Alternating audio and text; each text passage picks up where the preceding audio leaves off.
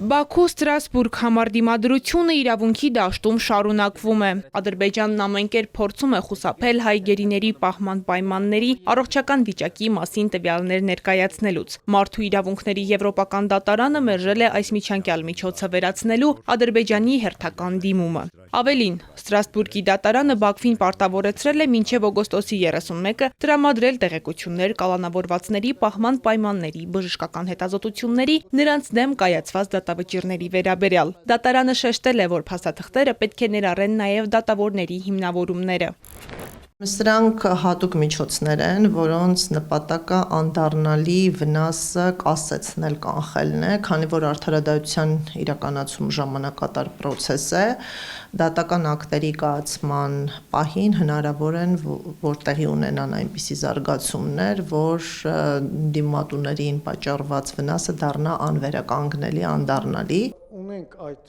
Ադրբեջանը պնդում է, թե գործընթացները թափանցիկ են, մինչդեռ իրականությունը փակ բանտախցերում այլ է։ Միեդը պահանջում է ոչ միայն դատավճիռների պատճենները, այլև իրական բժշկական քարտերն ու հայ գերիների հետազոտությունների տվյալները։ Իրավապաշտպան Սիրանուշ Սահակյանի խոսքով, Բաքվից ստացվող տեղեկությունները հաճախ կասկածելի են եւ չեն արտացոլում գերիների իրական վիճակը։ Ադրբեջանական կողմի տրամադրված տեղեկատվությանը մենք եւ նաեւ դատարանը կարծում եմ ամբողջովին չի վստահում, հաշվի առնելով, որ դրանք կծկտուր են, դրանք իրականացվում են առանց անկախ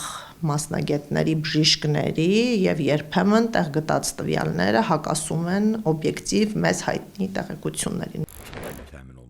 Այս պահին հայ գերիներն Ադրբեջանում լիակատար մեկուսացման մեջ են։ Նրանց հասանելի չեն անկախ փաստաբաններ, իսկ հարազատների հետ կապը խիստ սահմանափակ է։ Կեղծ դատավարություններից հետո կայացված դատավճիռները գաղտնի են պահվում նույնիսկ ամբաստանյալներից, ինչը մարդկանց դարձնում է առավել անպաշտպան։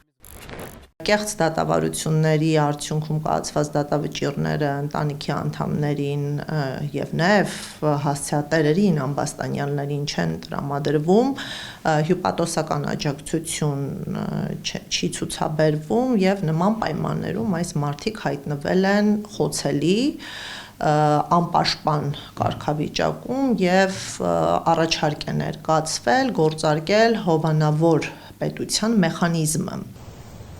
Հիմա գլխավոր հարցն այն է, թե Ադրբեջանը մինչև օգոստոսի 31-ը կկատարի Միեդի պահանջը, թափանցիկություն կապահովի, թե միջազգային իրավական ճնշումները հերթական անգամ կբախվեն Բաքվի անզիջում դիրքորոշմանը։ Ըստ Սահակյանի, այդ դիմադրությունը չի կարող անվերջ լինել, սակայն այդ հարցում առանցքային անելիք ունի հայկական դիվանագիտությունը։ Փաշինյանի կաբինետը գերիների հարցը պարբերաբար արծարծում է միջազգային հարթակներում։ Ստամբուլում ազգային ժողովի նախագահ Ալեն Սիմոնյանը հայտարարել է, որ Հայաստանն ու Ադրբեջանը վստահության ձևավորման նոր դարաշրջան են սկսել, սակայն դեռևս առկա են լուրջ մարդասիրական խնդիրներ, որոնք պետք է լուծվեն։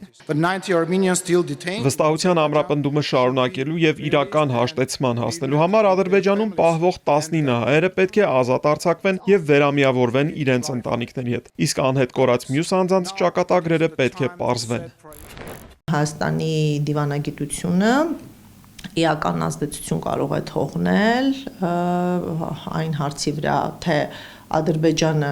պատշաճ ծավալով կկատարի իր պարտավորությունները, եթե խուսափի, ինչպիսի բացական քաղաքական կամ այլ հետևանքներ կարող են վրա հասնել եւ պրոֆեսիոնալ դիվանագիտական քաղաքական աշխատանքը կարող է լուրջ արդյունքներ ապահովել։ Հայաստան-Ադրբեջան խաղաղության տեքստն ունի հստակ դրույթ, որի ուժի մեջ մտնելուց մեկ ամսվա ընթացքում կողմերը պետք է հրաժարվեն միջազգային գանգատներից։ Բայց այս գործընթացը Սահակյանի խոսքով չի ազդելու անհատական գործերի վրա, որտեղ դիմումատուները հենց տուժած անձինք են կամ նրանց ընտանիքի անդամները։ Ալինա Սահակյան, Սիմիկ Մայլյան, Էպիկենտրոն։